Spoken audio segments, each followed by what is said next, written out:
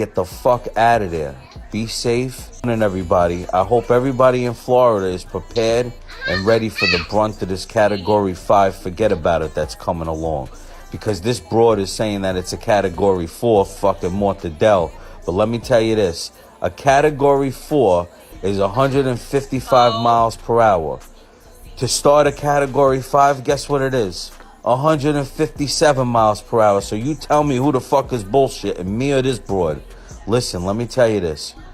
If you're in Fort Myers, if you're in the Sarasota area, Port Charlotte, and Tampa, be prepared. There's 2 bays, one in Tampa and one in the Fort Myers area. They're going to be destroyed. That storm surge along that whole area, I don't give a fuck what they're saying in Tampa, is going to be 9 to 12 feet. Remember me telling you this. Electrical outages through that whole state of Florida, it's going to last for months. Category 1 going over Orlando. You guys got to be careful, man. If you're not away from the coast already, get the fuck out of there. Be safe and God bless. I'm rooting for you guys. Good morning, everybody. I hope everybody in Florida is prepared and ready for the brunt of this Category 5 forget about it that's coming along. Because this broad is saying that it's a Category 4 fucking mortadell. But let me tell you this.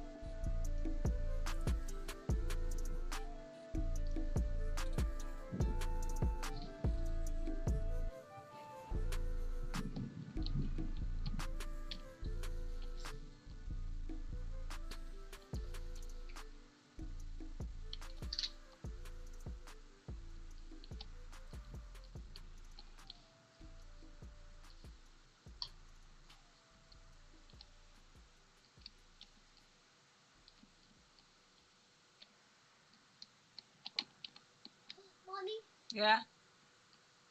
I just saw the light flicker. Did you? If I didn't. Why? When the light flicker, why do we have to tell off the computers? Because we do. For what? There's a whole bunch of stuff there.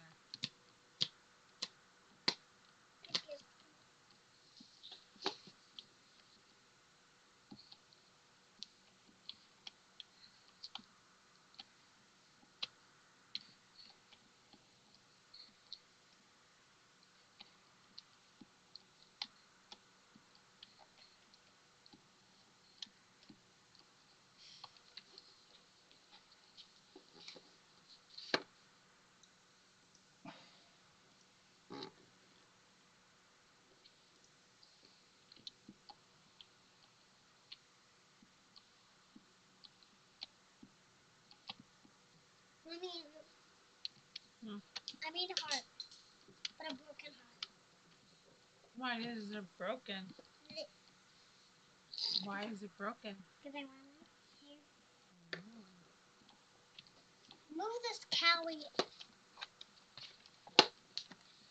Chip, corner stuff.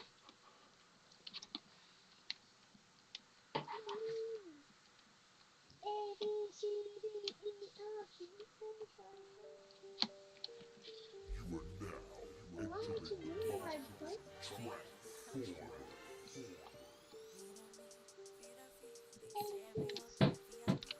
You are now entering track 4.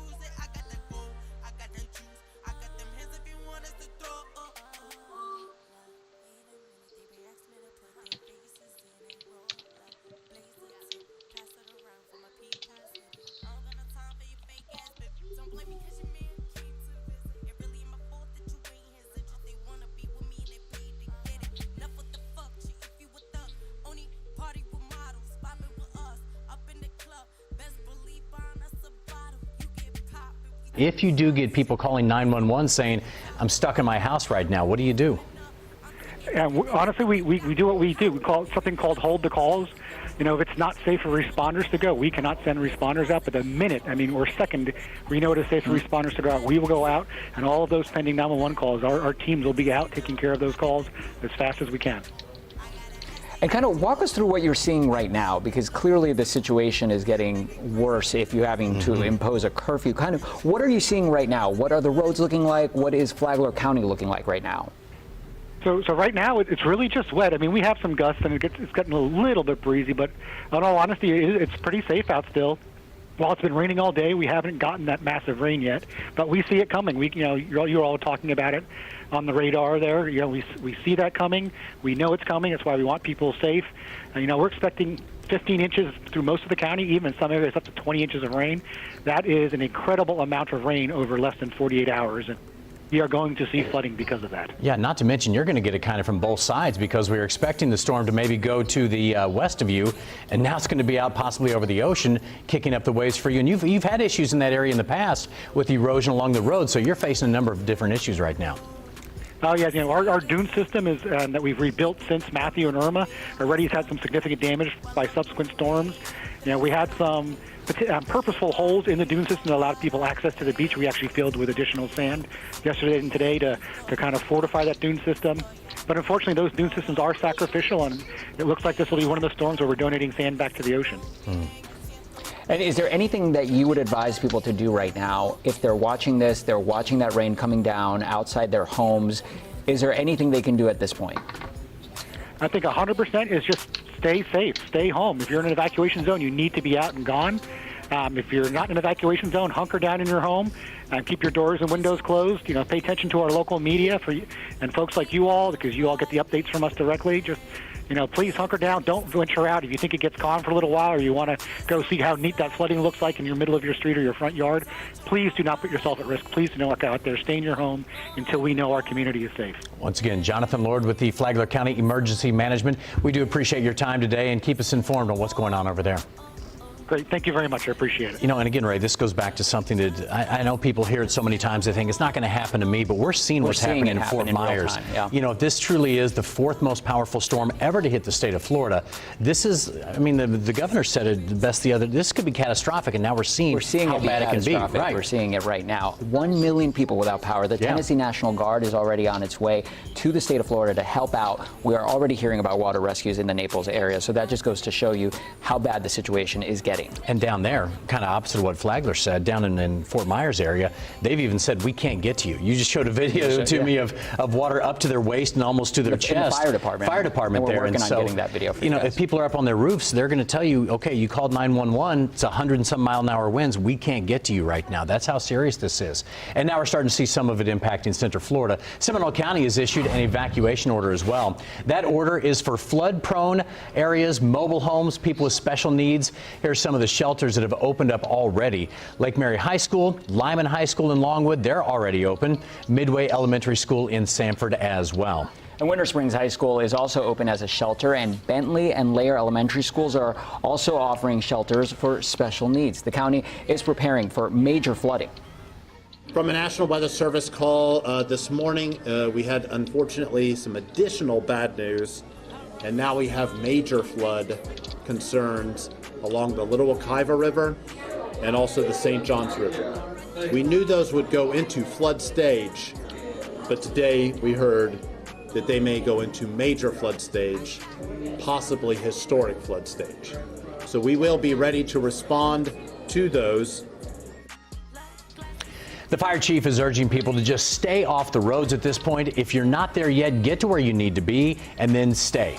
Once the winds hit 50 to 70 miles per hour, it is not safe for the first responders to respond to any emergencies. And Uber is offering folks rides to shelters. Get there quick, so right? Get there quick, because this is a fast-moving situation. The water along Lake Monroe is nearly above the seawall at this hour. We're going to show you a live look now from the marina. Yeah, Ray, while you were on the air in the past hour, I looked outside real quick. We're starting to see some of the sideways rain here in Seminole County. Fox 35's Marlisa Goldsmith joins us live in downtown Sanford. So, Marlisa, you've been out there along the Riverwalk. Last time we talked to you, there were a bunch of people out there. What are you seeing now? There were. Well, I can tell you things have changed drastically. No one is out here walking around on the Riverwalk anymore, and conditions are worsening, and they're doing so quickly. I want to show you debris falling off of trees, getting blown, picked up, landing anywhere out here along the Riverwalk. If you take a look up here, you can see this sign. It's blowing. I feel like the images that you're seeing right now don't even do this justice. Just for you to understand how strong these winds are, the trees are blowing. And I want to take you across the street here again. We are in Sanford, Seminole County, along the Riverwalk. We're going to wait for this car to pass so we can get across the street safely. Again, there are a few people out here, but they are driving around, hopefully getting to their safe place. I want to take you, I'm with photojournalist Jeremy Bias right now. I want to take you across the street because we've noticed the waters here in Lake Monroe starting to rise more and more as hours and hours go by. Take a look at these waves right here. I mean, drastic imagery here. People were out here taking plenty of pictures, taking videos. It's incredible. You can see the water rising above this seawall right now, and it is only a matter of time before this water rises above the seawall, and that is where the concern comes into play, because once it comes across that seawall, we're dealing with flooding. And if you know anything about Sanford, you know that this is a prone area to flooding. People who have experienced hurricanes before, experienced a lot of rain before, knows that flooding is bound to happen. It's not, will it happen? It's when is it going to happen? I've spoken with people who've been out here throughout the day, and that's a major concern. People have been preparing, boarding their jobs up. They've been putting sandbags out again because of the concern of flooding happening. We are going to be here monitoring conditions for you, and we'll be sure to report the very latest. Until then, back to you in the studio. Hey, Marlisa, I was going to ask you, I'm still seeing a lot of people driving right there on the Riverwalk where you are. So that's, you're still seeing a lot of people out there. They are. Now, here's the difference. Before, they were walking. So we are making improvements, making progress. People are in their cars driving. I'm presuming they're making it to their safe place. I can tell you I have seen sheriff's deputies driving around trying to get these people off of the roadways, escorting people to nearby shelters. So hopefully in Seminole County will heed the warnings that have been issued by not only our meteorologists at Fox 35, but also government officials and law enforcement. All right, thanks, Marlisa. And I know people want to see it, but it's just not safe to get out there right now. You guys had that video there in Tampa when it's still out. The tide is way out right now. People are going out there, but they've already said it's an 8 to 10 foot surge that's coming back in.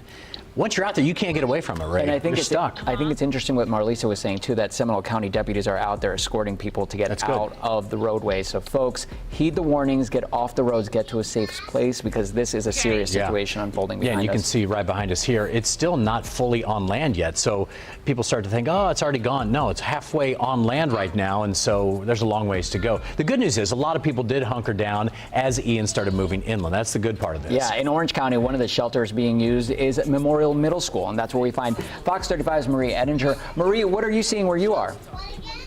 Stand by. Hi, sorry about that. We were having a little miscommunication there. And as you might imagine, it is a little bit loud out here right now. You can see the rain coming down, and we'll talk more about that and the wind gusts that our meteorology team was just mentioning. But first, I want to talk about the shelter that you see behind me. It's actually at Memorial Middle School, and I was able to talk with a few people inside, some of the workers.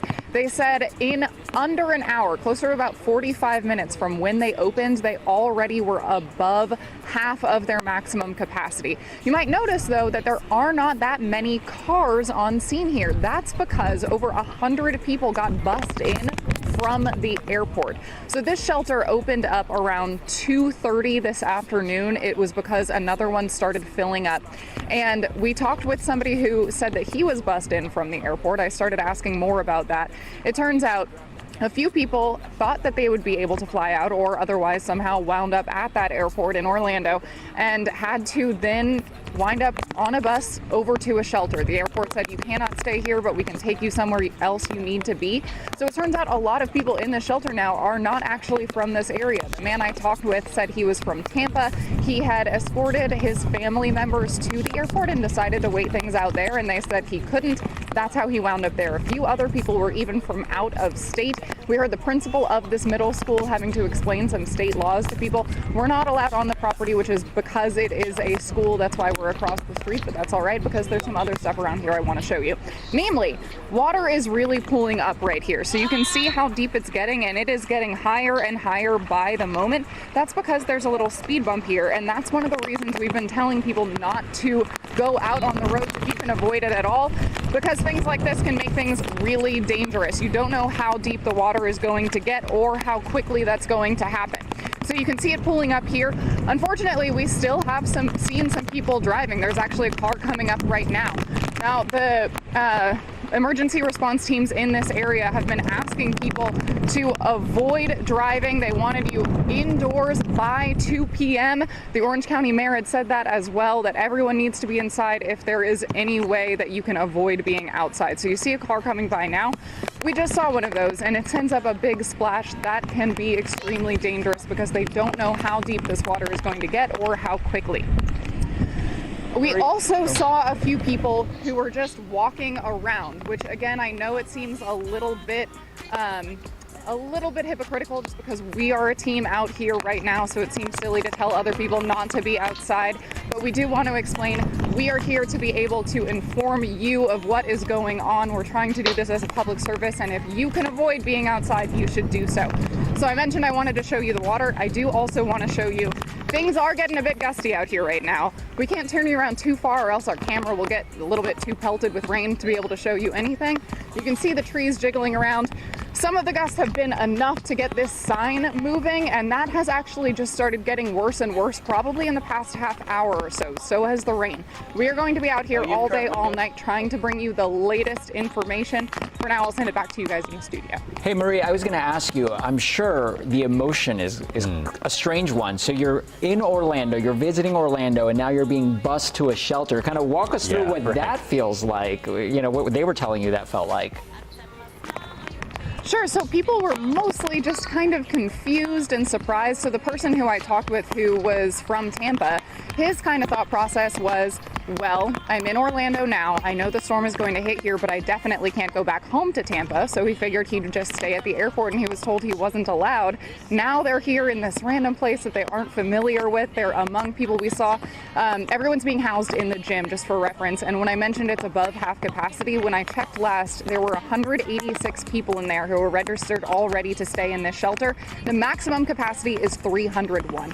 What we saw in that shelter was a bunch of people just kind of lying down on the floor. A lot of them had either cloth blankets or just rain covers that they were huddling up with. And it just is going to get a little emotional in there, as you mentioned. Again, people are not familiar with the area. They are not intending to be there, a lot of them. They thought they'd be at the airport, or maybe they thought they'd be home, and here they are now. They don't know how long they're going to be stuck here. At least, though, the workers are doing their best to make things as comfortable as possible. And they're also preparing some meals for people who are staying in the shelter. We did see that, so they're trying to provide some comfort. And lastly, I do want to mention, this shelter opened up because another one closed. Right now, of the ones that have remaining capacity, 3 are allowing you to bring your pets.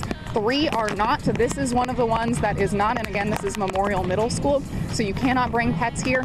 And there are lists online and on our website, fox35orlando.com, that will explain what you are allowed to bring, where each shelter is in each county, and if you have medical needs or other necessities that need to be taken care of. If you have any special need of any kind, that needs to be done at a particular shelter, which will be available for you, varying by each county. All right. Thanks a lot, Marie, and we will talk to you soon. Stay safe out there. But again, only a few inches of rain at this point. You already have some flooding out there. It's a couple more feet to go. That's the problem. There's a lot of rain coming. And it's really telling. 186 people, capacity is 300. So already people are heeding the warning, taking shelter. And getting there. That hurricane hasn't made it close to our area just yet. But take a look at these incredible pictures of Tampa Bay receding, which this goes to talk about the storm surge that we're talking about, as far as the bay pulling back and people are able to walk where there's normally water. Yeah, we have our meteorologist with us here once again, and we've been talking about this image because there's hundreds of people. I was watching the video earlier in Tampa Bay when it pulled itself out, and I mean, it went out maybe a couple hundred yards in some areas. They're out there looking for whatever. People shells, walking treasure. their dogs, I know, and I mean, we've seen these videos from all over the world where the storm comes back in and the people are just they're sitting ducks, to use that phrase, because there's nowhere to go. You're stuck. You can't outrun this surge as it comes in, Brooks. And they're still saying what, 10, 12 feet? That's the thing. I mean, there's a little bit of a, it's almost like a tsunami, you know, where the water goes out and then when the winds shift, it allows it to all flood back in. Essentially what happened is this powerful Category 4 storm made landfall south of Tampa. So it was winds blowing out the bay, which in a way was better than the original forecast, which would have featured a wall of about 15 feet of water blowing into the bay. That allowed people to get out there, walk around. We last saw that during Irma, and that was one of the first time that's happened in memory. So here we are a couple years later, and it's happened again. But when the winds do shift, the water will make it back very quickly. So if you're out in the middle of the bay, you need to make your, it's not going to be a full-on surge wall, but it's going to, within 5 or 6 minutes, be over your head. That's supposed to be about 10 or 12 feet of water. I've seen manatees swim in there. That's what I was actually going to ask you, Brooks. How quickly does something like this happen? So 1 minute you're there, and how quickly is it before that water starts to come back in? Right. Well, you'd see it lapping up at your feet, and it would just be like a movie where it starts to flood up. You get a couple of inches every minute, and if you're 1,000 feet out and it takes you 10 minutes to slog your way back, you know, run it could be up to your neck. That's the other thing. It's so sloppy right now. It's slippery. Yeah, Ian, we've been looking at these videos a little south of there, too, and we can see how big that storm surge can be. If they're talking 18 feet down in Fort Myers, first floor roofs is what they're saying, and people are stuck. They didn't evacuate, and they're stuck now. It's one of those things that's difficult to visualize, too, because you think of 12, 18 feet. That's really, really tall. I mean, Brooks is tall himself, but, you know. It's 3 times Brooks. That's three times Brooks. Yeah, so. Well, 2.5. 2.5, okay. So we see this rise, and this is steady. This is as long as that strong wind is coming on shore that is moving in, that's going to lead to that water and the same opposite effect that you get in Tampa Bay where it's going outward. But once those winds shift, that's when you'll start to see it. And Ian, you're from that area. Yeah. How surprising is it to see something like this? Well, before Irma, I didn't ever remember that happening, even with any of the storms, because Charlie went out. It might happen with Charlie, but I was so young. right. 18 years ago. Yeah, but this is, I have never seen it, so it's bizarre. It's a sign of the power of this. And on the flip side of the south around Port Charlotte, and once you get south of that area, I mean, it was like a 15, 18-foot storm surge. And so that's why, you know, we were talking about these houses up to the sill level, just incredible damage. And the video is starting to emerge on social media now, showing it looks like a tsunami overseas. In fact, Brooks, I don't want to interrupt you, but I want to show you this brand new video that we just got into the newsroom talking about exactly what you were just saying. The Naples Fire Department, they're telling people to stay off the road, and for good reason, because they are getting flooded themselves, and they're seeing this right here. They're seeing transformer fires, the electricity.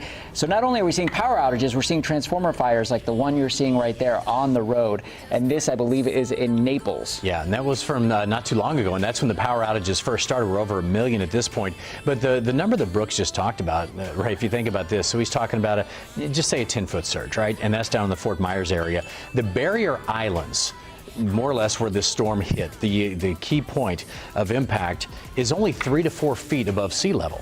And so you get a storm surge like that, and there are some houses out there. The area where it actually hit, where they're saying was the center of impact, is very sparsely populated, if anybody. But some of the other barrier islands out there have hundreds, if not thousands, of people living on them, and it's over that at this point. And you know, we want to go now to some video of when Ian made landfall. Let's listen in.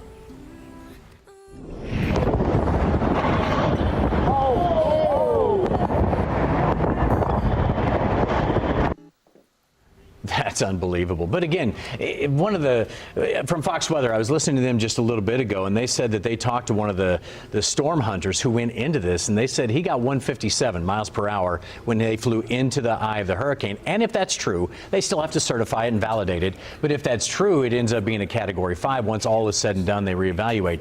So these winds that they're getting right there whipping around are significantly over 100 miles per hour. And so that's now and it's not done yet. That's the other thing I think people keep forgetting. The eye isn't fully on land yet. It's about halfway through, so we've got a long ways to get through this, and then 2 days, more or less, for us to get through all the storms here in Central Florida. And an important distinction that Hurricane Ian has tied for Florida's 4th strongest landfall on record, and we are seeing that in real time as this video is coming into our newsroom. That was a storm chaser right there trying to stand in 150-mile-per-hour winds, and I say trying to stand because we saw him blow over like a branch, one of the branches that was flying right next to him, and you see those street signs really kind of tilting there. And right now, much of the Gulf Coast of Florida is getting slammed, including St. Petersburg. Yeah, that's where you find Fox 35's Max Gordon. He joins us right now. So, Max, oddly enough, we're just showing some wild, windy video where you are right now. It looks flooded, but not too windy. Yeah, not too windy where we are. We're sort of in an area where it's a little bit protected, but we have had some pretty strong gusts of wind. And earlier in the day, we were over on the edges of Old Tampa Bay, and we were seeing firsthand just what it looked like with that reverse storm surge, because right now we are on that northern edge of this hurricane. The wind's pushing all the water out of Old Tampa Bay and Tampa Bay, and really just sort of an eerie scene there. We wanted to move kind of to some higher ground before really that water started rushing in. We didn't want to be in a dangerous spot. And what's been very interesting to see is just how deserted the roads are. You know, as we've been driving around, really nobody out there on the roads, which is a very good thing. Folks have either evacuated or they're just hunkering down, which is what emergency officials want folks to do. Now, we are going to be keeping tabs on just all of the rain that's going to be falling, all of the runoff, as well as the storm surge. You know, a lot of the lakes are connected by canals here, and so they have access to the open water. So this lake that we are alongside of right here, well, we have seen the water rise by about a foot since yesterday. We are expecting it to rise even more as we go throughout the day and into the evening hours. So that's one thing that we're definitely going to be keeping tabs on, as well, again, as that immense rainfall that we're expecting, up to 2 feet of rain in some areas, just an incredible amount of rain. That, of course, is going to be leading to some pretty significant flooding as well. Now, electricity, we've been talking about that. More than 1 million Floridians now in the dark. Now, Florida Governor Ron DeSantis has been saying that restoring electricity is going to be a top priority. In the hotel that we're staying at here, there's line workers. They have their trucks parked here ready to go.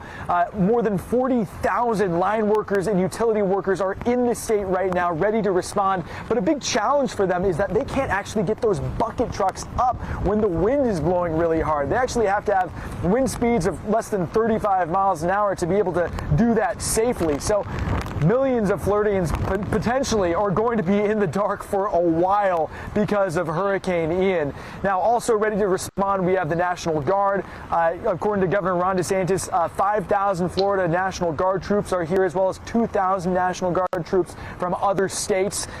26 states are offering their assistance as this storm bears down. And you are seeing some gusts of wind right now. It's not so protected after all, I suppose. You're seeing those palm trees right there whipping around. And I don't know if we can iris down just a little bit and show that crane right behind us. You know, that is a very interesting aspect to sort of take note of. You know, we have these large cranes here in the Tampa, St. Petersburg area as they're erecting these large buildings, and many of them, you can't just take them down. So as this hurricane has sort of moved into the area, a lot of the operators have actually had to put these cranes in freewheel mode, into neutral, so that the crane can just essentially move with the wind. So just very interesting to see. You know, hopefully that crane stays put, stays where it is. But again, we'll be monitoring conditions throughout the day as this storm continues to move into the St. Petersburg, Tampa area, and we'll provide updates as we have them. Guys, I'm going to toss it back to you in the studio. Telling, because you know that Tampa St. Pete is a growing area, so of course there are a lot of cranes. I was actually going to ask Max if you've seen any power outages where you are, because 1 million people in the state of Florida are already without power. I don't know if Max is still there to answer us.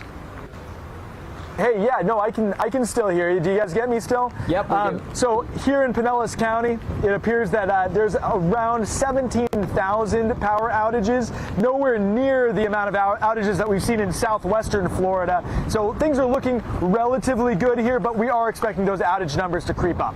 All right, Max, thank you so much. And we have so many cranes here as well, down at the theme park areas and others. I looked it up really quickly. I found Cranes Today magazine says up to 100 miles per hour is what they're designed for out of service. So, and we're seeing those ones. Yeah, we're getting close to that. So that is a situation that I know they thought about, but most people don't. All right, let's find out what's going on locally here. We just got some new tornado watches, and Brooks joins us with the latest on that. Where are we talking about here, Brooks? Hey, John, I've got Ian with me as well. We've got a brand new tornado watch till 1 in the morning. That's going to include Orange, Seminole, Volusia, Brevard, and Osceola counties. So it's basically everywhere from Orlando points east until 1 in the morning. And we're actually, Ian, we're getting a report of a tornado that was confirmed by some videos emerging on social media. We'll try and effort those to show those in a bit. But where was that and what time? We had, that official tornado that was confirmed, and we're going to look for that video so we can get that to you to see. But it was reported by social media. This was at 5 miles west of Camp Holly Fish Cam, and that is in parts of Brevard County. Now, it was a social media video, so this is more of just a confirmation. We don't know the strength, we don't know any of that, but it was visually confirmed, and that was in Brevard County at 3:29 p.m. So, we have already had confirmation now that we are looking at an active scene here where we are seeing those tornadoes. We have that visual confirmation, and we know that with the conditions we have for today, with that spin, with the system moving up to the northeast, with Hurricane Ian moving up northeast, we will have that threat for today. So what we have with that new tornado watch, who is included and who is at the highest risk, this runs till 1 a.m. So these are the areas that will be most likely to see the tornado, or if there is a tornado threat, where you could see them happen today, and that would be up to the north into Volusia County. That's as far north as it extends. To the south in Seminole County, also into Orange County, including the entire Orlando metro. To the west to Lake Apopka, Osceola County, Brevard County, and stretching to the south. Because we have that steady onshore flow, we're seeing that movement that is coming around, wrapping around the system, and then pulling in that warm, moist air with the spin. That's a bad combination, and that's what unfortunately is going to lead to this for today. So that is what we're going to be watching. Yeah, why don't we look at the radar right now? Bring it up for us. Yeah, so we are looking to look at the radar right now, and currently we're not seeing anything yet, but we are going to watch every single one of these storms as we are looking for that spin. And as I put it in motion here, watching the storms, we do have that onshore flow. There isn't anything active right now. It doesn't look like there's anything imminent, but we do have that continuous threat here through this afternoon into this evening, 1 a.m. I know many of you don't want to deal with that tornado threat, but Brooks, we're going to have that tornado threat extending past many people's usual bedtime. Well, it's starting to rain right now for a lot of people. So here's a live view from downtown. I mean, it is absolutely pouring outside. We're starting to see the real bands of rain moving in. And as Ian said, these bands could have some tornadoes and stuff like that. So far, so good right now. But it's going to spin up fast, and it's just going to be in that safe place where you're going to hunker down for this storm, because this kind of rain is going to lay down about 2 to 3 inches, completely saturating the soil. So when the big rain moves in tonight, and it's expected to, we're going to get flooding rains moving in tonight, probably after dark, continuing for most of the night before leaving tomorrow morning. It's going to lay down a lot of flooding. Here's a live view there from downtown. The winds are starting to blow. We're catching some wind gusts right now around the region that are in excess of 40 miles an hour. We're at 44 now in Orlando. But look what's coming our way. In Tampa, winds gusting to 66 right now. In Sarasota, they're gusting to hurricane force at 78 miles per hour. And we had a report of 135 mile per hour wind gusts in the Port Charlotte area coming in at a yacht club there. 112 mile per hour sustained, 135 mile per hour wind gust. Ian slamming ashore as a strong Category 4 hurricane. Winds currently at 145 miles per hour. This is the latest advisory as of 4:35. An intermediate advisory. We're going to have a 5 o'clock advisory and a new cone coming out here inside of the next 15 minutes. That'll be important to fine-tune details on where this is going. But at this point in the storm, we have a pretty good idea. It's coming right for us. The latest cone brings it into Orlando tomorrow morning, so we're going to have a long, rainy, and windy night full of power outages. Ray and John, we'll send it back to you. All right, Brooks, thank you. Well, the water is now pulled back from Bayshore Drive over in the Tampa area. Some people actually putting their lives at risk, waiting out there where they normally wouldn't go because there would normally be water there. And that is where we find Fox 35's Evan Axelbank. He's joining us live right now. Evan, good to see you, my friend. Tell me what's going on out there.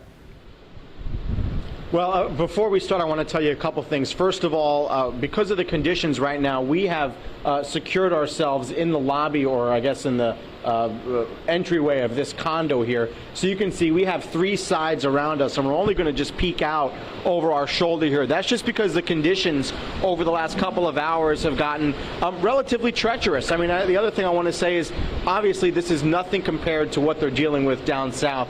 So we want to make that distinction right away. But you can see there that the TPD has started to block off Bayshore Boulevard. There are still a couple of people out there looking, at least on the street aspect of things. But right over, I'm not sure if you can see, but right over that seawall there, there's normally water there, 3 to 4 feet of water, and you can see that it is right now completely dry.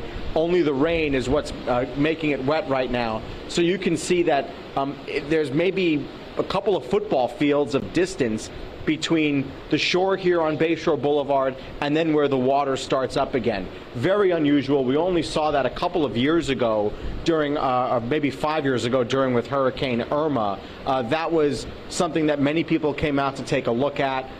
Today, we've seen the same thing. Residents here want to go out and take a look at what is happening out here on what is called Hillsborough Bay. Tampa Bay starts maybe 6-8 miles or so down the way.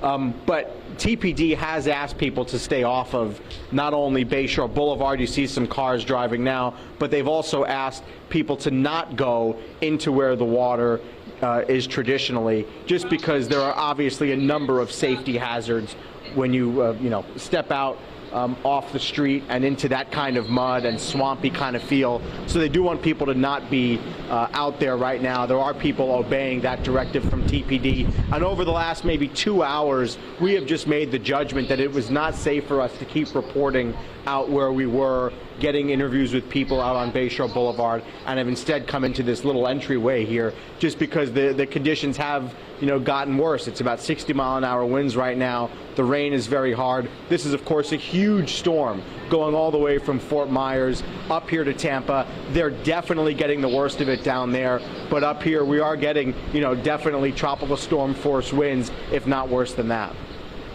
Hey, Evan, I don't know if you had a chance to talk to any of the people who went out there. I mean, it's blowing us away that people would walk out there knowing that the surge is coming back. Did you get a chance to talk to any of them, and what were they looking for anyway?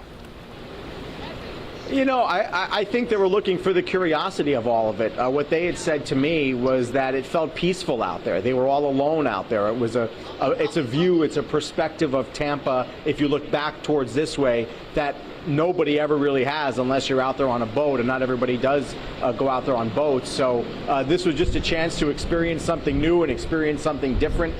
People have said to me that it just was something that they wanted to experience. People see this as a once-in-a-lifetime opportunity. It's not a safe opportunity, but it is something that people say they want to take a look at, and that is what they have done here today. Although, again, since the last couple of hours, things have gotten much worse out there, and so people have wisely decided to start obeying what TPD says and not head out there onto what is traditionally Hillsborough Bay. Hey, Evan, I wanted to ask you, I can see some police cruisers going back and forth in the distance behind you. So are they actively making sure people are staying away from the bay? Yeah, I think they want people to not only go out onto where the bay normally is, but they also want people to stop parking in the middle there. You can see that there's maybe, if you're familiar with Tampa, there's maybe 14, 16 feet of grass in between the two lanes of road, and they want people to not park in the mud there and then the grass there, because at any moment your car could start to sink down the more saturated this ground gets. It's definitely not a safe place for people to park, and that's why we've made the judgment to park our vehicle here in this driveway and to stand under this entryway, because it is definitely that much safer. You can see my jacket is barely blowing, but then the wind gusts out behind me are very obvious when you look at the trees. The question then also is when the water is going to come back in. The water is expected to come back in around midnight or so.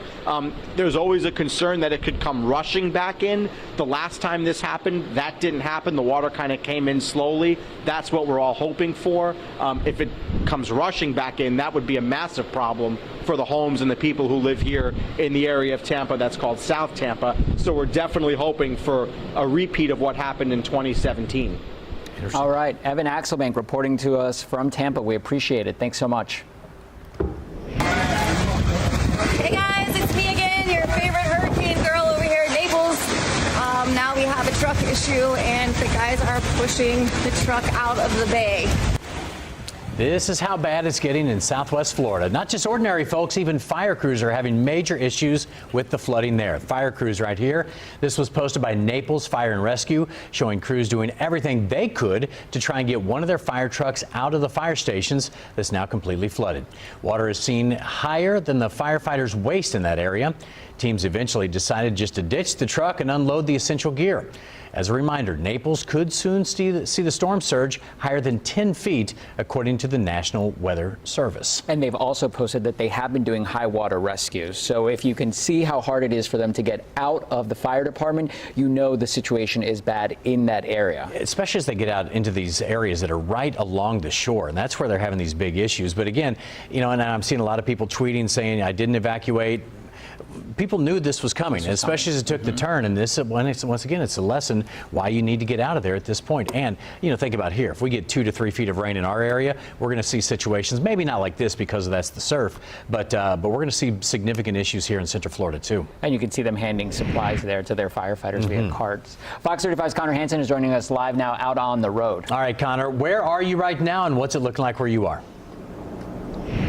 Well, we're on I-4 heading east. We're in the Polk City area. We turned around when we hit the Lakeland area, and I'm going to give you a look at how the conditions are looking just out of the front of our vehicle here. It's wet and windy, but it's been going in waves. Just a couple of minutes ago, it was really windy. We could feel the car being tugged from side to side, and the visibility got much worse. And when we were in Lakeland, we actually saw tons of debris right in the middle of the highway, like dead palms and branches, even in a toll plaza. And I don't know if you saw that, we just saw a car crashed on the side of the road.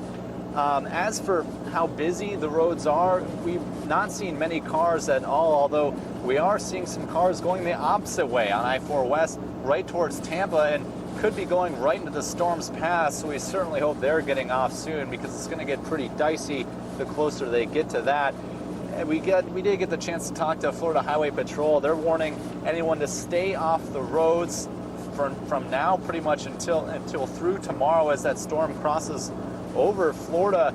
And we did get a chance to talk to them, as you mentioned. Take a listen to their messages to anyone thinking about driving. There should be no more traffic on the roadways, especially with the storm approaching. It is very heavy rain and heavy winds, and it is best to be in a safe place where you and your loved ones can remain safe. Now, the only authorities are telling you to evacuate now. Otherwise, you should stay put, stay off the roads, according to troopers. Now, again, just to give you another idea of how bad things have gotten, not really in this area, but up in Lake County, troopers are telling us there's been a fatal accident after one car actually hydroplaned and crashed into another. They're still out there investigating. For now, we'll keep an eye on these roads out here in the Lakeland area. Back to you. All right, Connor Hansen, stay safe out there. And you can see a lot of people are heeding the warnings because they're staying off the roads. Yeah, it is nice to see, because these guys are doing so much else. If you have a crash or if you need, and water just started coming down here, so we're getting another Seminole County. But yeah, they're so short-staffed to do things like this because they're all being diverted elsewhere. That's another reason why you got to be off the roads right now. Yep. Parts of Central Florida are expecting historic flooding from Ian, including areas right here where we are in Seminole County. Yep, people near the Little Wekiva River experienced devastating floods during Hurricane Irma, and now they're getting ready for more. Fox 35's Adam Shadoff has more from Altamont Springs today. Well, we are in Altamont Springs on Little Wekiva Road in a quiet neighborhood, and things are not too bad right now. As you can see behind me, the drains are moving very nicely and water is going where it's supposed to for now, but that is not always the case. You see this marker here with the orange on top of it, this stake. This is what neighbors tell me is where they expect the water level to be. Someone from the city of Altamont Springs came out, a surveyor. They put these posts, and you can see this is probably 4 feet tall.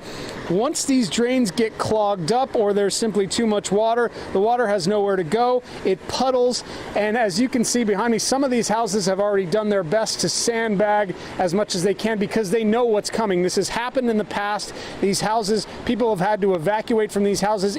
This whole area at the lowest point of this neighborhood basically becomes one giant pool of water where there's nowhere to go. Part of the reason for that is geographically we're at the bottom of a hill. The other part of the reason is behind some of these houses is the Little Wekiva River, which also floods in big rain events in the past. Now, one of the neighbor who did not want to go on camera told me that they did put millions of dollars into trying to fix the Little Wekiva River in the background, and he's hoping that that'll help things out this year. He said fingers crossed. Unfortunately, none of these neighbors wanted to go on camera. All of them said the water reaches almost up to their house but doesn't go inside. They're hoping at least for that this year and that it doesn't go a little higher than that, but they're all finishing up their preparations right now. And at some point, they're going to leave because they know once the water gets here, it stays for a long time, and there's nothing they can do about it. For now, from Altamont Springs, I'm Adam Shadoff, Fox 35 News. All right, thanks, Adam. Caught on camera by the Lee County Sheriff's Office, we're going to show you some video now of a storm surge and flooding that has roads around Fort Myers looking like rivers. John, we've been talking about this. The water is high enough and moving fast enough to carry a large trailer. Look at that. It is just sliding down the street, and the water could rise as high as 12 feet. Yeah, Luann also had some video earlier today of cars being floated, so anything that's down there. And this is one of the reasons that the city of Orlando actually opened up a lot of their parking garages, so vehicles could get a little bit higher in case there's any street level flooding there. But, you know, everything we're seeing right now out of Sanibel, Fort Myers, that entire area, that's where the bulk of it's hitting right now. And still, they've got several more hours of this type of rain. And with all this water movement, there are actually fish in people's yards. Take a look. What? Oh. Catfish. It jumped on my foot. Watch out for the stingers. That's always a concern. Fish and other wildlife washing up in yards. This video shared by viewer Chris White captures some sort of unknown critter that wound up in their yard after a heavy band of the storm passed by Melbourne. We spoke with him, and he can't figure out exactly what kind of salamander it is. He says he's going to post videos on Facebook just in case it was someone's pet. Well, that was one of the issues here, because you don't know what's in the water. Fox 35 News starts now with a new track on Ian. And that's where we're going to go. I think that's where we should go to see the new track from Brooks and Ian, Storm Team meteorologist. Take it away. All right. Let's do it. So we're watching the latest on this. It has made landfall as a Category 4, and it's now starting to make its rainy path into Orlando. It's starting to pour. It's starting to blow. We're getting power outages all over the place. It's flickering on and off in Oviedo right now. So let's get the new track on this. Winds of 140. It's losing its momentum. It's losing its speed. Winds are down from 155 to 140, but it's not losing its power. It's just that the energy is transferring from wind to now rain. It's going to slowly work northward, located somewhere over Polk County, maybe around Lake Wales by 2 a.m. tonight. So this is going to be a real slow trek northeastward.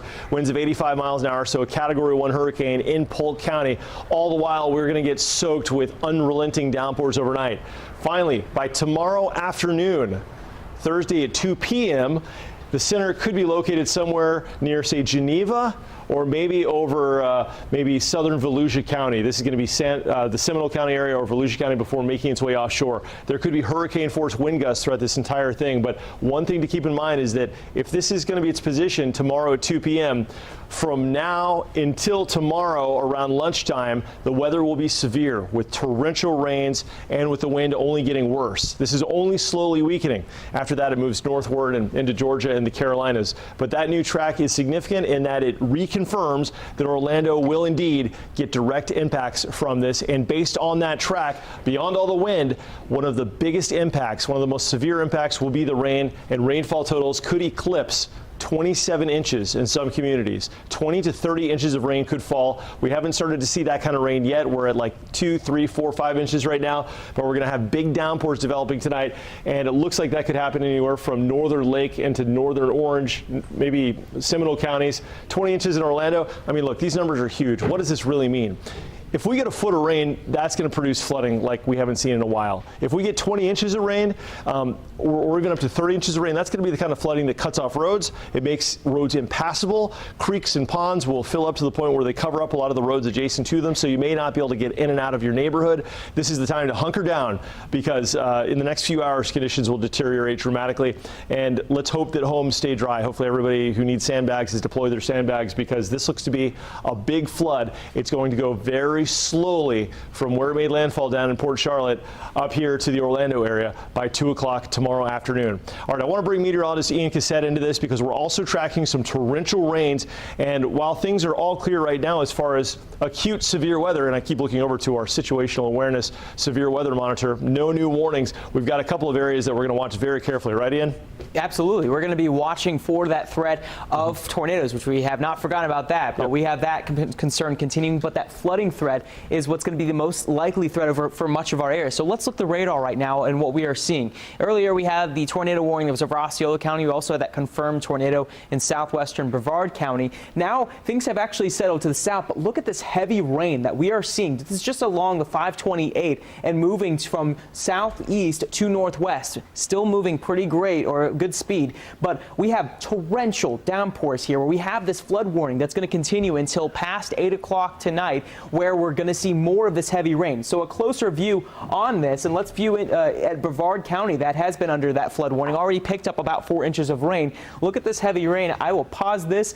This is the one, this cell here. I'm going to be watching this one closest because not only is it producing a lot of really heavy rain. I mean, we're talking about torrential rain, but this whole area that is to the southeast or to the south of all of these cells, these storms, that's where the area that we have to watch for as the wind moves in and kind of fuels that storm. It gets it to rotate some. So that is a potential here where we're going to be watching for that. But the most apparent threat right now is going to be that heavy rain. If you live in Titusville, in Mims, you're seeing that heavy rain.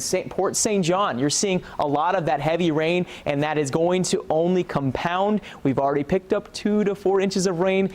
Another 2 to 4 inches of rain will be possible here the next 3 to 4 hours, and with little room for it to go into the ground, into the surface, and into the lakes and ponds, it starts to fill up, and then it has nowhere to go, and that's when we start to run into those issues where we aren't seeing those roads being passable anymore as more of this rain is to occur. And we're only going to continue with this as we go on into tomorrow, Brooks. We have that issue for tomorrow with the winds on top of that. I know the winds over saturated ground will no doubt lead to more power outages. So many of us are losing power. If you do lose power, don't forget with the Storm Team app, with the Fox 35 app, you can watch us live. You can watch the continuing coverage. You just have to have internet. Obviously, if power goes out, your Wi-Fi is going to go out too, unless you got that on a generator. But don't forget, we're on the app, so if you really need to know what's going on, it's live streaming video right there. But we really want to drive home that if we start to see rain like this, it could be a really far from ideal situation for tomorrow morning. And it's going to be the kind of thing where if you sleep tonight, you're going to wake up to a changed landscape in some areas with this high water. I mean, this is a lot of water coming our way, and that part of the storm has not even arrived yet. Winds right now gusting to 71 in Sarasota, 60 in Tampa, and almost at 50 now in Orlando. So we're starting to see the winds really ramping up.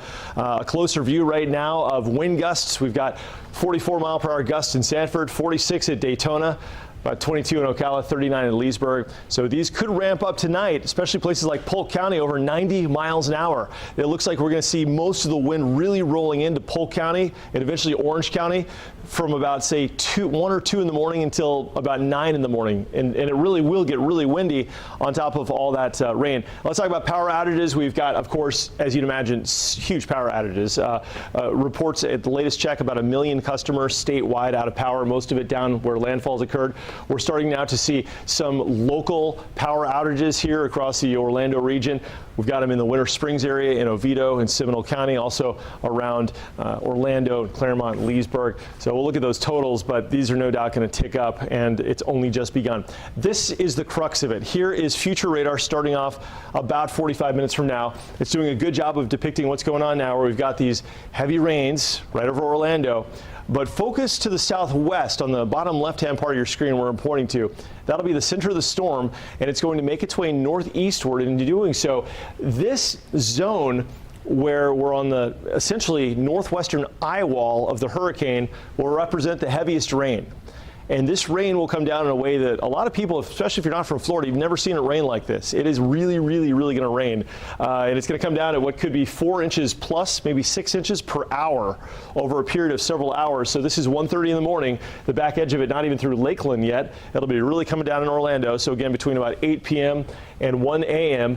And then from there, finally by maybe around 5 a.m., it'll start to move on out. But we could be looking at a period of 8 hours or more where it's raining at greater than 4 inches per hour. So if you do the math on that, right, 8 hours times 4 inches per hour is 24. So, yeah, thanks. Got to do the math, when you do this wall-to-wall coverage, your brain gets fuzzy. But yeah, fuzzy math aside, Ian, 24. 8 times 30, 36. 8 times 4 is 32. 32. Oh my gosh. We're meteorologists. We're mathing it here. Our brains are basically fried. All right. Bottom line. We're 32 inches of rain. We're not your math teachers. 32 inches of rain. Yes. 8 times 4 is 32. Goodness gracious. All the middle school teachers are shaking their erasers at us. 32 inches of rain, though, of course, joking aside, is really, really bad, and that's going to cause extensive flooding. So we're going to continue to track this. We'll let you know when the heaviest rains roll in, and of course, if a tornado warning is issued, we'll have it here for you first. Back to you. Brooks, Ian, thank you both. Well, we want to show you some of the incredible video coming into the newsroom right now. This is a home in Cape Coral. Take a look. You can see the shingles are being ripped off the roof of this home. This is right where Hurricane Ian came ashore along the Gulf, and the winds were up to 150 miles per hour. The person who posted this on social media wrote a caption saying, "Look, our neighbor's roof is about to be destroyed." It's wave capping on our lawn. Yeah, here's another view from Sanibel Island that's getting a lot of attention. Those are whitecaps. That's the waves of flooding rushing over someone's lawn. You can see the palm trees from the home's balcony blowing sideways at that point. Flooding there and throughout Lee County is expected to get even worse. Yeah, we keep seeing these videos. We're seeing intense pictures out of Southwest Florida. We also have a time lapse of that storm surge on Sanibel Island. Our partners at Fox Weather are in Punta Gorda tonight, and that's just north of Fort Myers, close to where Ian made landfall. You can see as those winds picked up, the debris starts flying, and then the surf, John. That's the big issue over there. Yeah, the biggest issue when it comes to a hurricane is the surf and the flooding. That is where most people die, is in that. And you may have missed it because you see it come a little bit. Here comes the wind, here come the waves, and then all of a sudden it comes in quick. Yeah. And that's what we were talking about up in Tampa, the people who were out there in the ocean looking around. If it does come in quick, they've got a significant problem. You do not want to be in the bay. Hopefully it comes in slow. And there, I just saw one of the people, I had to confirm this, but high tide is coming in this afternoon. So they're going to get even more water coming over this way. Close to some buildings that are keeping us sheltered. Now, we're dealing with some wind, don't get me wrong, but we're able to get these shots out. And many of the streets in Punta Gorda look like this. You've got the palm fronds, you've got the coconuts here in the street, then just several pieces of debris from either, again, roofs, fences, that type of thing. And then we've also seen power poles that we want to go right now to the Seminole counties are giving us an update. Power. Once it becomes unsafe, the power crews will go to their staging locations, which are at various locations here around the county, some fire stations here at the Public Safety Building. And then once it is clear for them to get out, they will start restoration efforts again. Damage assessment teams are also on staging and ready to respond after the storm. These damage assessment teams will go out. They'll do look at community roadways, homes, buildings, critical infrastructures for damage, and then identify any roads that may need to be closed, anything that could be fixed quickly, and then we will make those determinations about lifting curfews if the curfew is necessary. All right, with that, I'd like to turn it over to the fire chief for some additional comments. All right, so again, we're keeping tabs on how that's going. Again, 1.1 million people across the state of Florida without power right now. One thing that he was mentioning was that they cannot go back in and restore power until the winds die down, because that's one of the regulations. So they're going to be without power for a while. All right, our live team coverage continues with Fox 35's David Martin. He's in Sarasota today. David, you're just north of where Ian made landfall. What's the situation over there now? Luann, good afternoon. Hi, John. We're actually in Bradenton at our safe house as the storm passes through. And I want to send Paolo around the corner here on the back patio deck of the safe house so you can see what we're looking at here. And I'm going to stop talking when the winds pick up because the howling and the whistling from Hurricane Ian is something to behold. Just take a listen.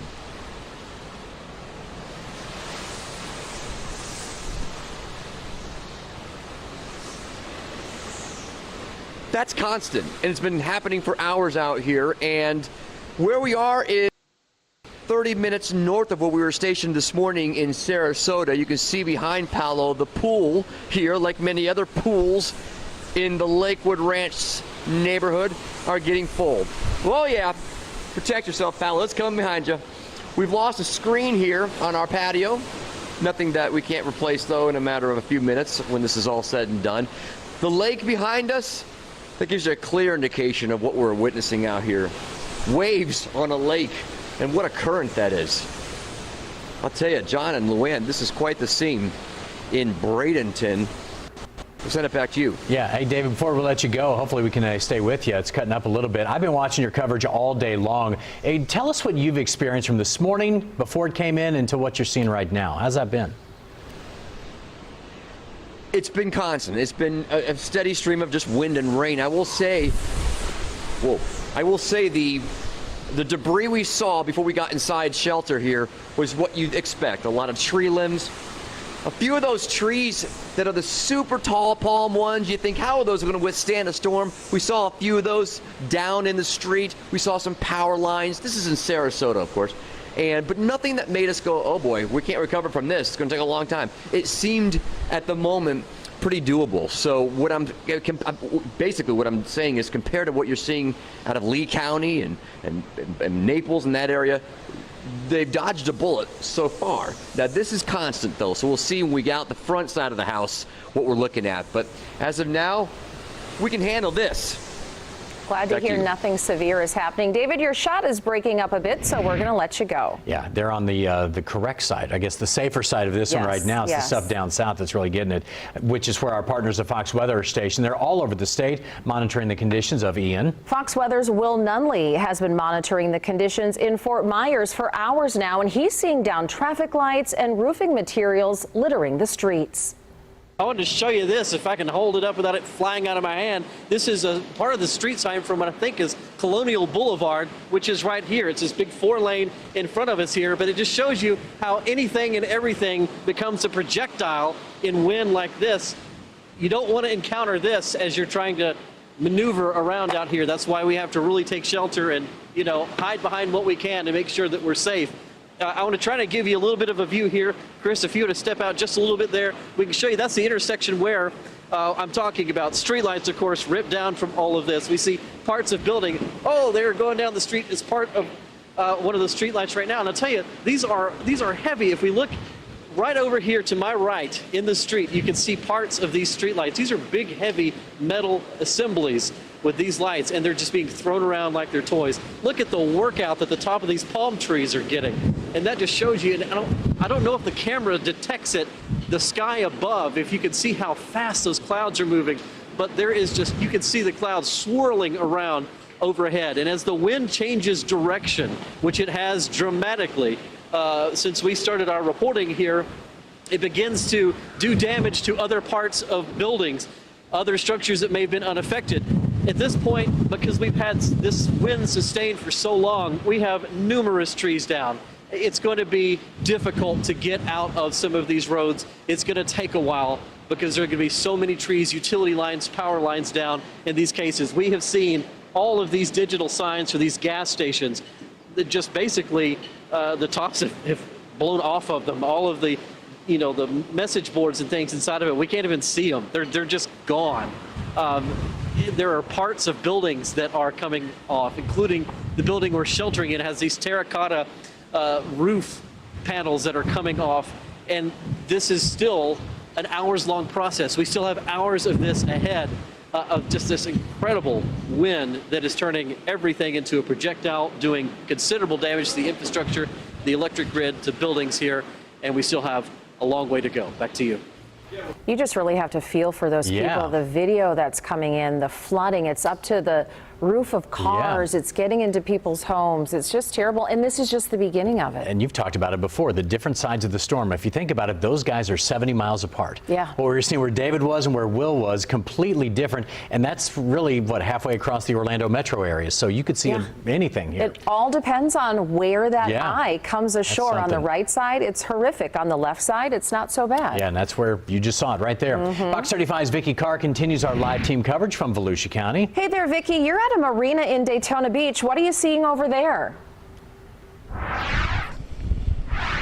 Hey, John and Luann, where conditions here are not as bad as those guys here yet, but I can tell you the wind is picking up. I can actually hear the wind howling. There's some debris here and there, but like you said, I'm here at the Halifax Harbor Marina. This is in Daytona Beach, so this, of course, a big concern. All of the boats out here, a lot of these boats have been tied down. The boat owners out here doing their preparations. It is a little quiet right now because I talked to a boat owner who said that they finished everything up yesterday, but I have seen some boat owners come out here and check on them, a lot of them tying them down. That's why you don't really see a lot of these boats moving, because they have been tied down, secured. I talked to that boat owner. He said he lives about a mile away from here, and he came to check on his boat to make sure that nothing happens during the storm. Take a listen to what he said.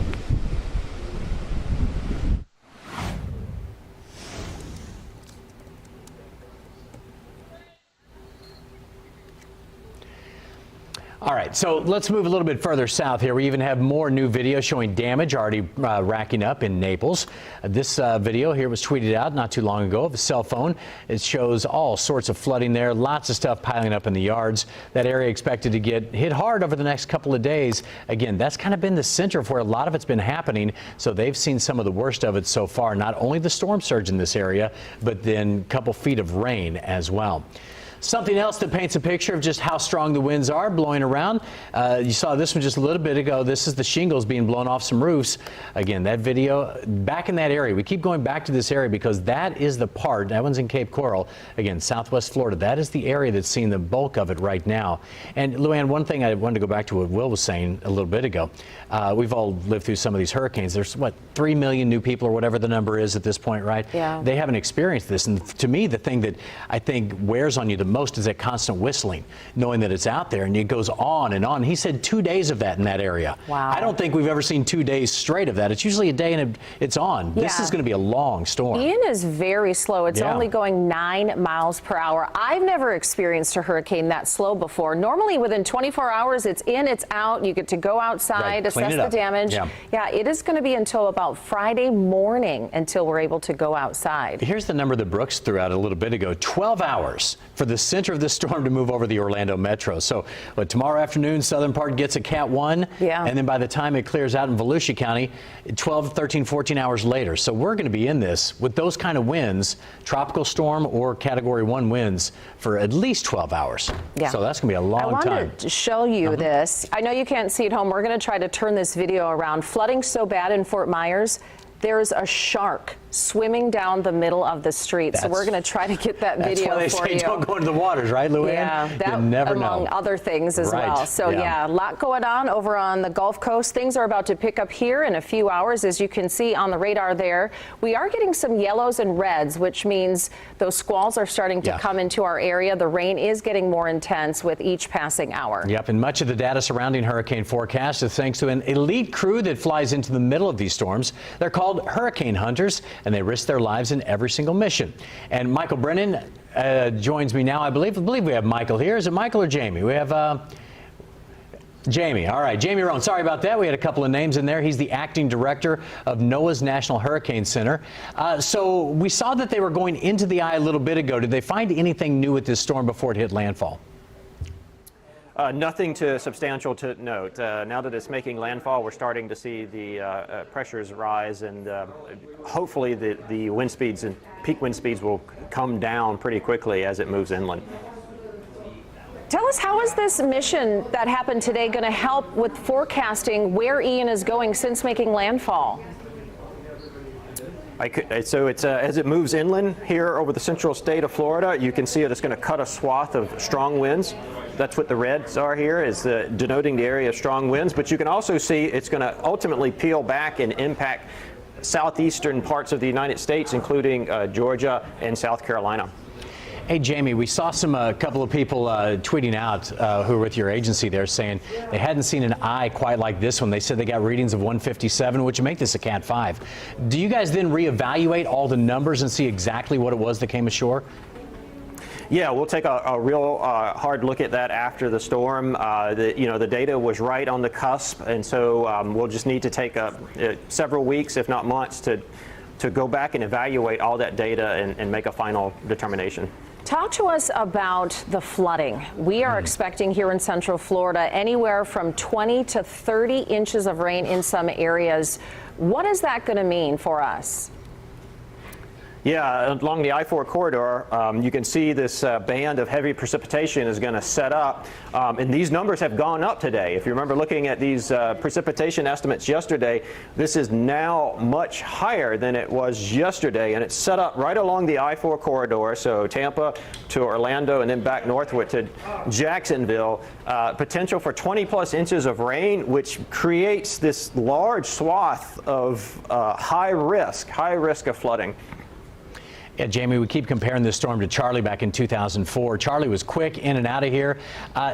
Is it abnormal for one to move as slow as Ian is moving right now, or is this just something we haven't seen in Florida in so long? No, it's not unusual. We've been seeing more of it of late. You saw it with Harvey and several other storms, but that's what is creating the significant rainfall potential here. I mean, these predicted rains, if they were to occur, would be historic and catastrophic for Florida. Talk to us about, John, you brought up Hurricane Charlie. Yep. This is pretty much taking the exact same path. It went in near Punta Gorda. It's going to exit near Daytona. What is the difference between Ian and Charlie back in 2004?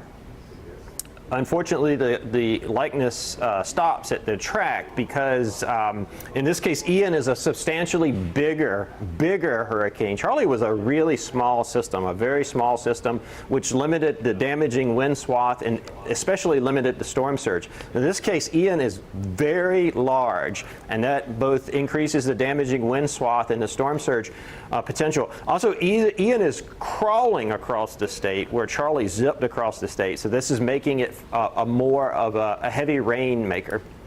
Hey, Jamie, I'll leave it with this one, too. I know you watch these hurricanes all the time. Is there anything with this one in particular where you guys around the office are saying, I cannot believe this? You know, I've been at it for 23 years, and you get to see a lot of things over at that time, so I don't know that anything jumps out at me as a surprise. I will say this. The historic and aggressive forecast that the Hurricane Center made with respect to showing the rapid intensification over the Northwest Caribbean, advertising that it was going to become a major hurricane when nothing more than a puff of clouds was out there, that to me stood out because I don't know that we would have made that forecast 5-6 years ago. Yeah, that shocked us here too, that it was just you even made the point on the air. It's like there's nothing out there right now. There was something out there, I guess, Lou. Absolutely. One more question before we let you go, Jamie. Tell us what we can expect here in Central Florida over the next 24 to 36 hours. Things are going to go downhill pretty quickly over the next several hours, and with the sun setting, conditions are going to get really treacherous. And so I want everyone to stay wherever they are. Don't go out venturing, driving around. Driving around in flooded roads is dangerous enough during the daytime hours and just absolutely dangerous at night. All right, Jamie, thanks so much for your time today, and I'm sure we'll talk to you either today or tomorrow at some point. Jamie Rome, appreciate your time. Well, Hurricane Ian, of course, wreaking havoc on Florida at this point. It is, and Fox 35's Austin Westfall is live for us over in Tampa. So, Austin, we checked in with you about an hour or so ago. It was very windy, very rainy. Have things calmed down there yet? Nope, things are looking just about the same. I'd say it's probably about the same as it was about an hour ago. Not any more windier than it was before, not any rainier than it was before. People are still walking on the streets. Occasionally we'll see somebody walk by. The occasional car is still coming through. We did hear from the mayor of Tampa earlier today. She said that they're expecting 18 to 20 inches of rainwater coming in later this evening. That's a big deal because it's such a heavily populated area. Governor Ron DeSantis said that he thinks that most people have evacuated these areas, but not 100% of them. It's unclear exactly how many people are still in town, but as I see cars still driving around me, it's pretty clear that the impacts of this storm are not deterring everybody from staying in this area. Every once in a while, a gust of wind does come through that really kind of hits you in the face and you can feel it, but we're nowhere near seeing the level of devastation that the southern portion of the state is seeing right now. What I can say about the Tampa area for now is that we believe the impact of this storm might be coming to its peak sometime in the PM hours tonight, but as of now, so far today, it's been nothing but strong winds, a little bit of rain, but nothing that is too damaging. We'll send it back to you guys. Austin, before we let you go, I guess it's kind of a sigh of relief where you're at right now, because 2 days ago you guys were right in the center of the eye where we thought it was going to go, and now you're seeing some storms, but not as significant as what it could have been a couple of days ago. Yeah, and that was something that the mayor touched on this morning. We thought it was possible that the Tampa metro area was going to take a direct hit from this storm. Obviously, as the track of Ian moved further south, that was a big sigh of relief for this heavily populated area of the state. But as it moved further south, the concerns of the flooding, that concern decreased here in the Tampa area, but it only increased in the central western part of Florida. We're seeing all those horrific images coming out of Fort Myers, that area over there. It is not as bad as it could have been, but still, people are bracing for the worst here in Tampa later tonight. All right. Thanks so much, Austin. We'll talk to you soon. Yeah, it's too bad seeing Fort Myers as well. I mean, everybody here loves that. That area is the most beautiful, one of the most beautiful parts of Florida. Marco Island, and they are, Captiva. It's going to be probably a year or two to clean up watching that video. So I just drove through northern Florida along I-10 recently, and what was that, 4 or 5 years ago was that tornado, and there's still devastation up in that area. Yeah. It's taken that long, and they're just now getting some things open. I hate to say it, but when we see this all said and done with possibly a Category 5, it's not going to be good, Lou. Yeah, no. Well, let's check in what we can expect here in Central Florida. It seems like the wind and the rain is starting to pick up outside. Yeah, what you guys got right now? Well, to illustrate the broad reach of this system, the eye is now only making it ashore down there in southwest Florida. But we've had a couple of big wind gusts, one in New Smyrna Beach. Ian just picked up. Ian, how hard did that wind blow in New Smyrna Beach? It was strong. It was the strongest we've seen so far recorded, 74 miles per hour. Hurricane force. That is hurricane force officially, and we've already seen that happening on New Smyrna Beach. Side, yeah, 100 miles from the system. Yes, on the opposite side of the state. So, wow, this is a sign that things are definitely going in that direction. This is a large wind field, which was the concern with the storm. Yeah, that's right. And look at the camera behind me. I mean, it is really bouncing around. This is Daytona Beach. This is Volusia County. You can see the sea state. It's just foam, right? It's all coming ashore. Right now, the tide is kind of a mid-tide. The trees are blowing in the wind, and the wind is only going to increase as the center of Ian tracks toward this area. It's not even going to get here in Daytona Beach till probably tomorrow morning. That's right, till probably tomorrow morning. Here's some wind gusts, 75 Sarasota, 48 in Orlando. Closer view, we're looking at winds of 48 in the Sanford area, 44 Daytona, about 39 in Leesburg. So the heart of this hasn't really happened yet, but it will. Tonight we're going to see winds kicking up. We're going to have gusts well over 60 on the regular. And another thing to tell you about is this rain. We've been tracking this rain potential, additional rain. We've already had several inches. We could get as many as 20, maybe 25 inches of rain. Hard to say exactly where that's going to happen, but here's the thing. Once we get into late tonight, it's really going to start pouring. It's like the unrelenting downpour type stuff, and if you live in a spot that floods, most certainly there will be some issues, and some roads could get cut off. Flooding may be a legacy of the storm. You heard the director of the National Hurricane Center, Jamie Rome, say there that if this pans out as the computer models in the official forecasts do, the flooding could be not just impactful for roads, but possibly to homes, and that could be one of the legacies of this hurricane. Often hurricanes are exclusively thought of as how strong is the wind, but they're also huge rainmakers, and oftentimes the biggest damages and sometimes the biggest life threats are from the inland freshwater flooding from all the rain. Look at this storm. Major hurricane right now making landfall. It's over Charlotte County. It's heading into DeSoto County at this time. Forecast to be a Cat 1 as late as 2 a.m. overnight tonight, and into tomorrow morning. It arrives finally in the Orlando, Sanford area as what should be a tropical storm, but a strong one. And so with all the rain expected overnight and then the wind, it's going to kind of blow things around. A lot of the trees out there are in a weakened state, and they could fall. And in doing so, knock out power for the long haul, maybe days or maybe up to or exceeding in some places if it's a rural area away from essential services, maybe more than a week. Our Fox model tomorrow morning depicting a 9 a.m. arrival in Orlando. So it's going to take between roughly now and 9 o'clock to make that trip from Port Charlotte. That's a very slow moving storm, and with rainfall rates, once we get into this inner core that could exceed 4 to 7 inches per hour, we could see rainfall totals that are beyond excessive. So here's what I mean. 6 o'clock, this is future radar in about a half an hour. We're going to start to see the first more intense bands working up toward Kissimmee, Lakeland, Fort Meade, Wauchula. That's Hardee County down there. working north of I-4, arriving in Orlando shortly before midnight, then continuing and really, really raining through about 5 a.m. So there will be hours ahead where the rain is coming down in a way that a lot of people just haven't seen it rain. Well, right now, we're picking up some heavy rain around the region, and Fox 35 Storm Team meteorologist Ian Cassette is tracking that right now in the Storm Center. Ian, some of these storms earlier have produced tornadoes. We've got videos all over social media of the tornado warnings that we were warning for that actually verified. People saw the funnels coming down. How's it looking right now, and do you see that happening inside of the next 2 hours? In the next 2 hours, we have those conditions favorable for it, and that's what we're really going to be watching is any of these storms, especially on the south end where we have not much action going on. We're going to be watching for these storms to potentially have that, or at least have that potential for tornadoes, because we are looking at that movement around the hurricane. It is moving northeast, and we have those bands that have rotation to it. But so far, we have no active tornado warnings, at least here in recent moments, but we will continue to watch each of these. The big threat right now is, again, that flooding risk. That is the thing that is going to be most commonplace over our area. So I'm going to pause the radar here, and I'm going to show you where the heaviest rainfall is right now. A lot of areas getting lighter rain on the west side of our viewing area, so into Lake Sumter County, also into Marion County, you're getting some lighter showers extending to the northwest. But zooming in on where the heaviest rain is right now, we're experiencing really some heavy downpours right over our Fox 35 storm tracker radar,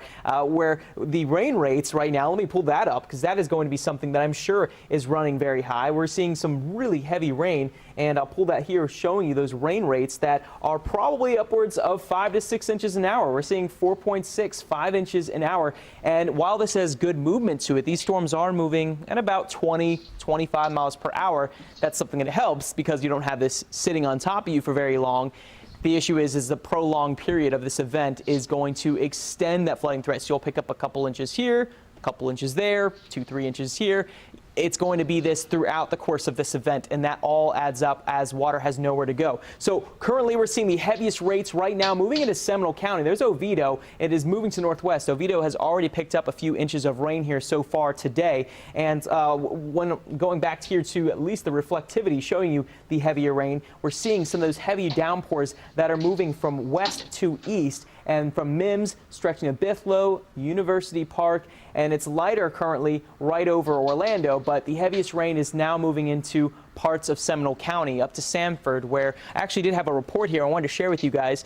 We had a report of 48 miles per hour at the Sanford Airport in Brooks. These winds, these wind gusts are starting to really rise, and that's only going to be through the rest of this afternoon and evening and overnight. I've been texting my wife in Oviedo, and the power's been flickering on and off, and I think now it's off for good. Oh well, but you know, that's what a lot of us are going to be facing, and if that's the worst of it, that's good, because one of the biggest impacts is going to be the rain. The wind will move in later on tonight, and it'll be pretty incessant. It's going to be howling through the trees. You might hear whistling in the trees. We could have gusts exceeding 75 miles an hour. Right now, 48 miles per hour Orlando, and in Sanford, 44 at Daytona Beach, about 30 miles an hour in Titusville. You know, where things are calm, it doesn't look too bad. This is the Launch Credit Union camp at Port Canaveral. Things are pretty quiet there, but it has been band after band of rain coming in. Remember, the hurricane is way down here. It's over near the Rotunda area, Fort Myers, Englewood. This is South Sarasota County, North Charlotte County, moving into DeSoto County. So this is southern Tampa Bay region, northern Fort Myers area, and it's